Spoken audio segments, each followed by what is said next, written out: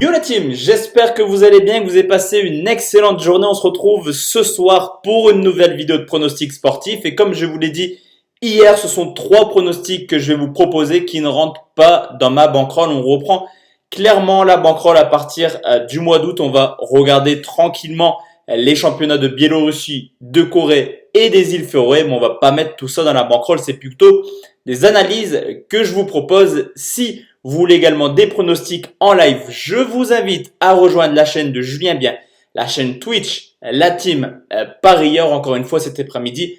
Un petit live sur un match de Corée du Sud. Demain, dimanche, une rencontre de Biélorussie en live à vous proposer. On va forcément faire le bilan de ce qui s'est passé aujourd'hui. La team, j'étais parti sur 3 pronostics et une rentrée plutôt homogène, on va dire. Un bon pronostic. Un plus de 2,5 buts en Corée du Sud, victoire 4-0 des locaux. Un pronostic remboursé qui était la victoire de Daegu, remboursé 6 matchs nuls. C'est ce qui s'est passé 0-0. Enfin, le troisième pronostic n'est pas du tout passé. C'était vraiment un fun. Quota 2,25, plus de 3,5 buts pour Torchfan à domicile contre Stremur en championnat des îles Féroé. Seulement 1-0. J'ai eu la chance, entre guillemets, on va dire, de regarder le match sur Winamax TV. C'est complètement catastrophique la façon dont joue Torchfan, une équipe qui aurait pu honnêtement s'imposer beaucoup plus facilement, mais bon, seulement 1-0. Juste avant de partir sur les pronostics, la team, petite information, j'ai une lampe qui a sauté, une de mes 2 lampes de tournage qui a sauté.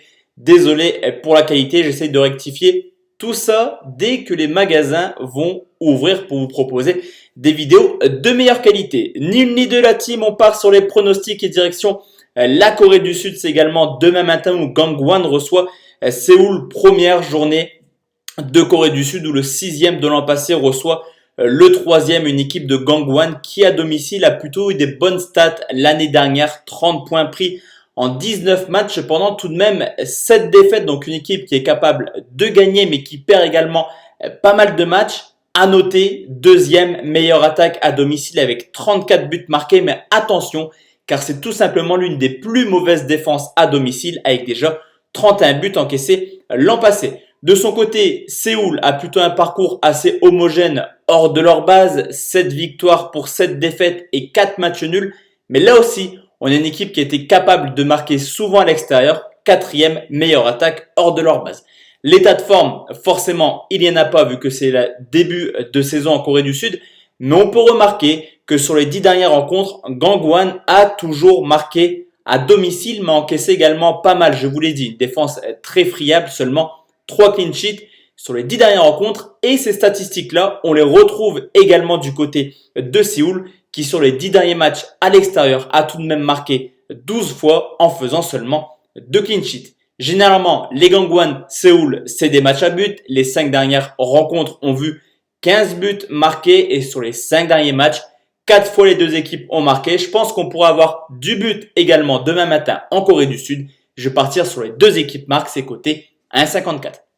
Deuxième pronostic, direction la Biélorussie, un match à 13h où Isloch reçoit Belchina, le 6e qui reçoit le bon dernier, une équipe d'Isloch qui performe clairement à domicile, 4 victoires pour seulement une petite défaite, meilleure attaque à domicile, mais 9e défense. Des très bons résultats, mais une équipe qui encaisse quand même pas mal de buts. À l'extérieur, Belchina, à l'instar de sa saison, c'est tout simplement catastrophique. 3 déplacements, un seul petit point et une équipe qui encaisse beaucoup trop de buts, mais qui arrive également par moment à tirer son épingle du jeu et à marquer à l'extérieur.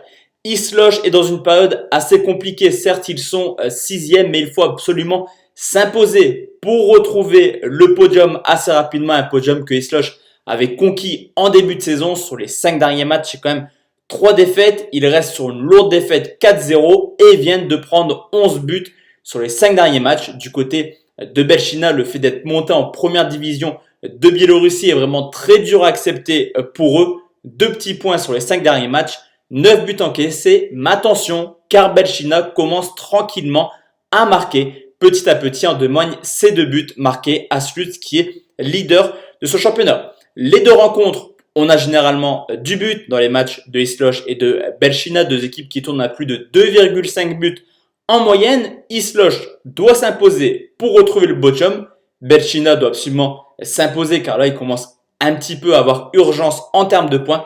Je vais partir sur un plus de 2,5 buts, très bien coté, à 1,94. Et enfin la team, troisième pronostic, on va parler du club le plus connu de Biélorussie, c'est le Bate Borisov qui reçoit Smolevitchi. Pardon s'il y a des Biélorusses, c'est le avant-dernier qui reçoit le quatrième, une équipe de Smolevitchi qui a beaucoup de difficultés à domicile, seulement un point en 4 matchs, plus mauvaise attaque, un petit but marqué, 14e défense, donc forcément, vous l'aurez compris, c'est une rencontre très difficile pour eux, surtout que le Bate Borisov à l'extérieur a certes un parcours assez neutre, 2 victoires pour 2 défaites, mais une équipe qui marque beaucoup, 7 buts marqués et qui en ce moment est plutôt en forme car le Bate Borisov reste tout simplement sur 4 victoires et un nul sur les 5 derniers matchs et un seul petit but encaissé. Smolevitchi a également pas mal de difficultés.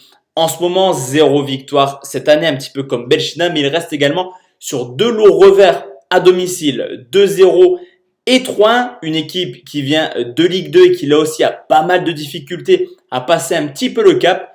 Est-ce que recevoir Bate Borisov actuellement c'est la meilleure solution pour eux? Je ne pense pas, je vais partir sur une victoire du Bate, mais pas au moins 2 buts d'écart, c'est coté 1,76. Donc voici la team, mes 3 conseils pour demain. On se retrouve milieu de semaine pour parler un petit peu Bundesliga et également Biélorussie et Corée du Sud. À bientôt la team, excellent week-end, ciao ciao.